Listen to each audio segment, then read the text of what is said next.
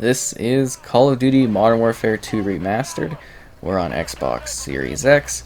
Nothing too exciting when it comes to the visual options. We're getting the Xbox One X enhancement inherited here.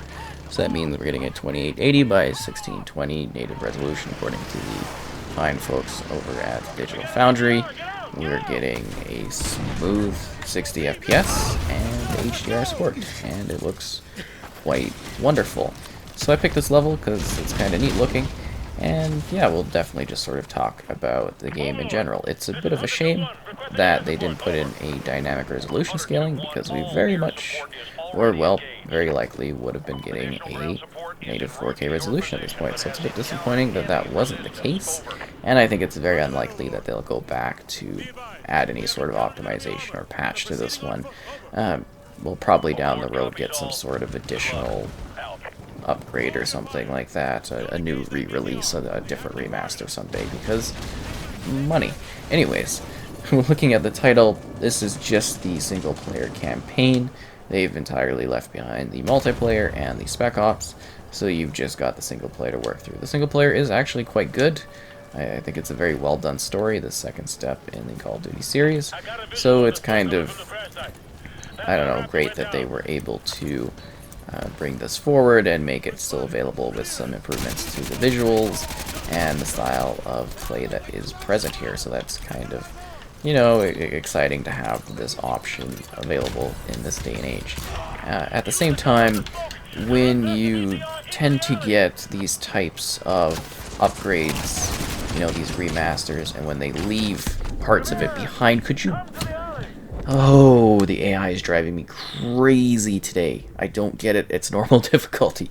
Anyways, when you tend to leave a portion of the experience behind, you know, you don't really see it kind of be carried forward under future releases. So it's very likely that we won't see the multiplayer component again down the road if they are to do further releases. It's not to say they couldn't, but when companies tend to leave a part of the package behind, it just gets left behind. That's usually how it works.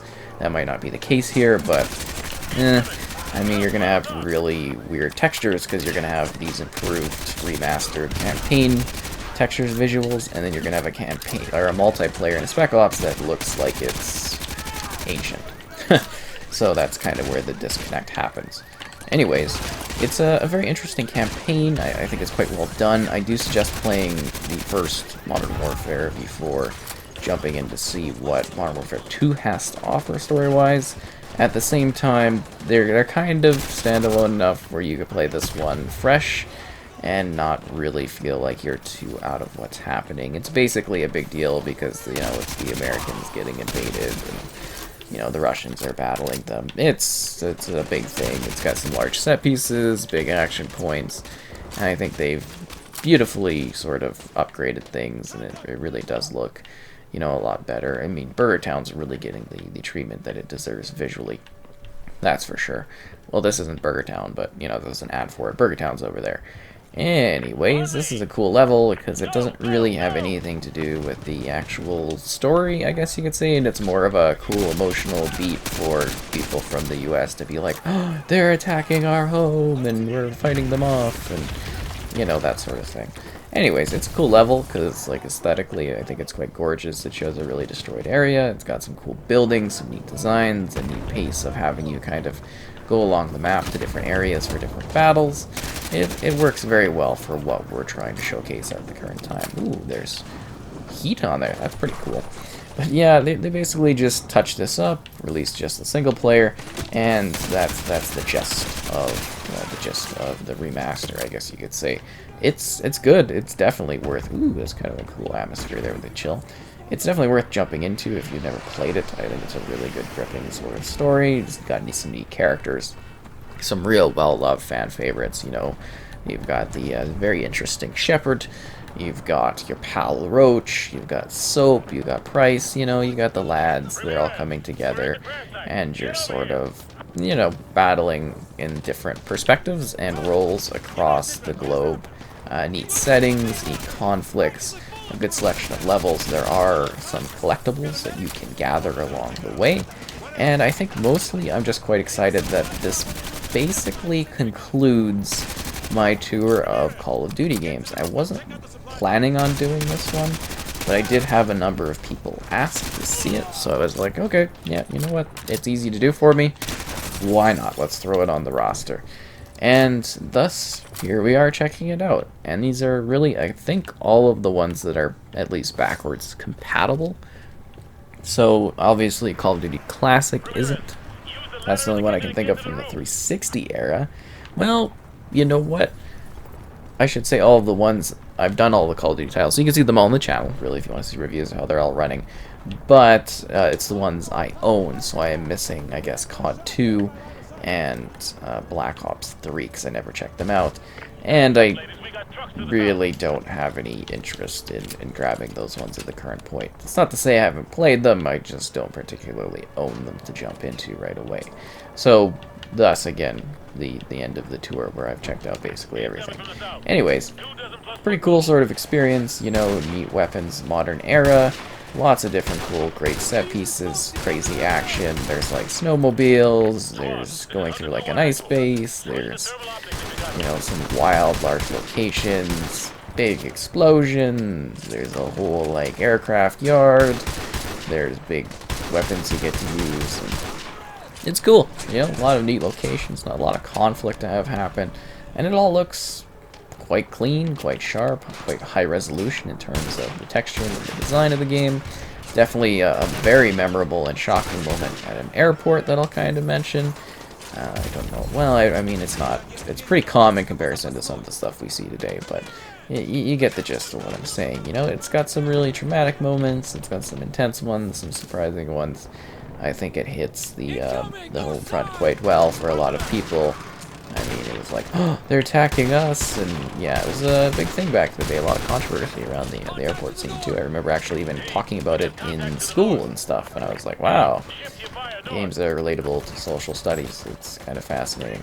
But yeah, definitely an interesting title. A fun one that's kind of, I always consider this one a bit more arcadey, but that's more like the multiplayer element of it. Just some of the weapons and stuff a little bit silly, you know. That's definitely the case, but that's more from a multiplayer's perspective instead of, say, like the single player, where things are definitely grittier and more conflict-based, and yeah. There's not really much else to say. I mean, they did a really good job with the remaster, at least I think so.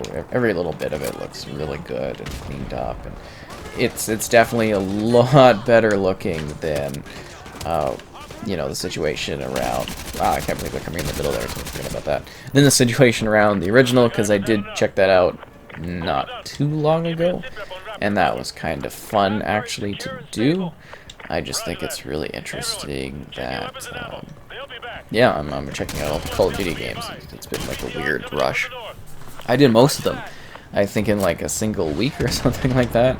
So it's kind of wild to have like checked out all of those titles in a relatively small gap to see the evolution between them. And of course the cleanup that we're seeing here. It runs well, it's smooth, looks good, it's a good time. You know, if you...